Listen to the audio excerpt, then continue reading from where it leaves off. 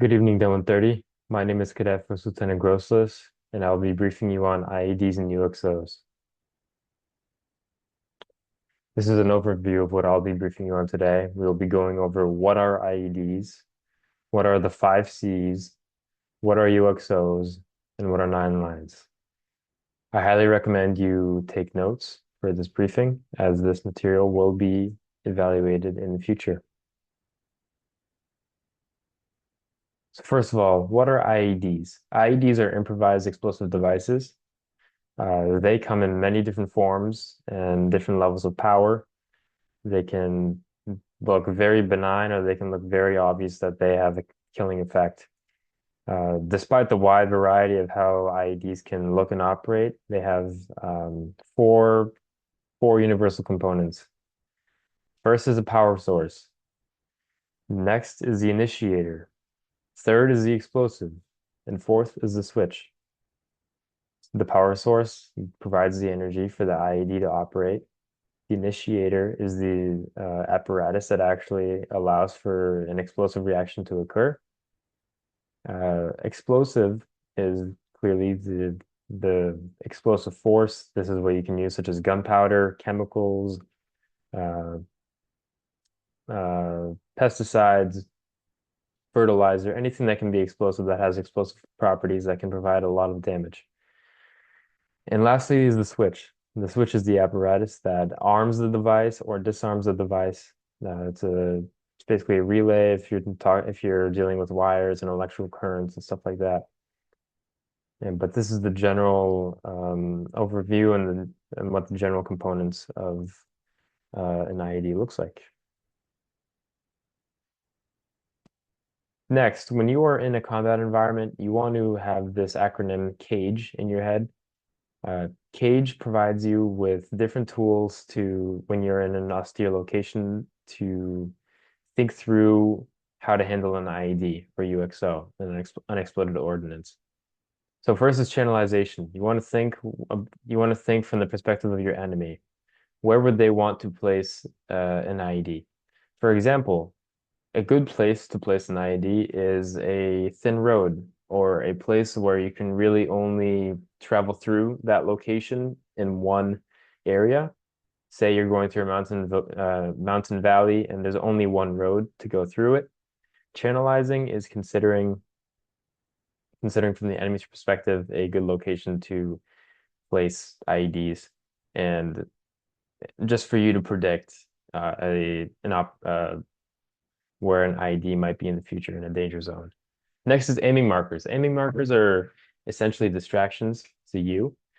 They may be something in the road that is supposed to, that they expect that the enemy is expecting you to go towards, something that you will need to tend to, some kind of thing that you'll need to investigate, as it may cause clues. And really, that is a distraction for an IED that was placed nearby, which they hope to detonate and cause harm to you.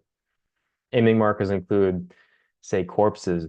If there's a corpse out in the road, you obviously will want to investigate that, intend to that, and clear that from the road or take care of it.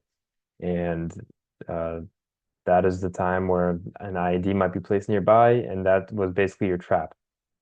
Next is ground signs. You want to study the ground around you and see if there's any damage to the ground, any excessive amount of footprints, if there's any new dirt over old dirt, basically any signs that would show that there was manipulation of the dirt, something was misplaced or something was buried, such as an IED. And lastly is environmental atmospheres.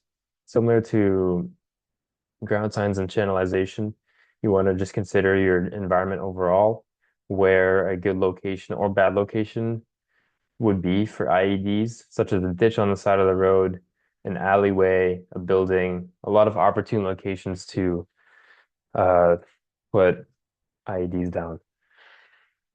Moving on, we have the 5 Cs right here, top to bottom. In this sequence, you want to enact the 5 Cs, which is confirm, clear, coordinate, control, and check if you ever come upon an expected IED or UXO. To get more in depth with the 5 Cs, first you want to confirm if this is an IED or UXO. You want to give all the bare details, all the essential details, and analyze ultimately how you should go forward with this if you encounter something suspicious that you may think is an IED. Next is clear. You want to you want to evacuate your personnel and your equipment as much as you can.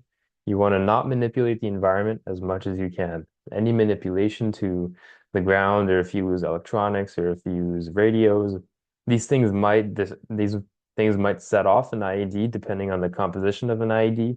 If the IED is created off of radio waves or electric currents and it's not a kinetic IED. When I say kinetic, I mean an IED that is functioned off of kinetic energy, like pressure. So you step on something or you trip on a tripwire, that physical force would enact an IED to go off instead of something electric. Next is cordon. Depending on the size of the IED, you want to set up a no-go zone, a place where you and any other personnel or civilians or any other individuals involved cannot go for their own safety and yours. You want to, according to these general recommendations, you want to provide the spacing and seal off that area. If it's a small briefcase, 100 meters, up to a large vehicle, 400 meters. Next is control.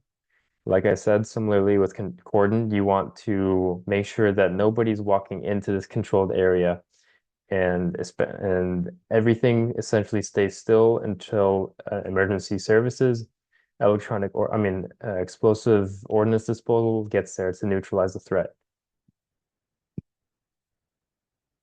And lastly, you want to check. You want to make sure everything is going on course for this IED to be neutralized and for you to continue your mission after this IED or UXO has been taken care of. So next, we're going to go over UXOs, or unexploded ordnance. Unexploded ordnance is generally from conventional warfare. This is conventional military weaponry such as handheld grenades, artillery shells, bombs, or small arms ammunition. These are essentially unexploded, literally means that in addition to not being unexploded, a lot of the times they are still very capable of being lethal and explosive. And the only thing that causes them from not going off is a slight touch or a slight movement. So unexploded ordnance is very dangerous and needs to be tended to with with explosive ordnance disposal teams. And you need to enact 5 Cs and 9 lines, which we are about to get to. So the last thing I will brief you on today is 9 lines. 9 lines is the critical sequence of communication that you will do to relay information for securing an IED or UXO and contacting explosive ordnance disposal teams. So line by line, you're going to want to give all this information in a short, efficient, and succinct manner. And this is typically done through radio communications. You contact someone, an EOD team through the radio, and line by line, you give information, you break or you stop, and you go into the next line and report, I'm on line 2 now, and onwards. So in summary, I went over what are IEDs. I went over the 5 Cs. Furthermore, I explained what unexploded ordnance is on top of improvised explosive devices and 9 lines. If there are any questions, please message me through Discord or go online. There are plenty of resources online through the United States Marine Corps. There are PDF documents to research all of this and get a better understanding of how to counter IEDs and UXOs, as well as there's a lot of information on other media sites.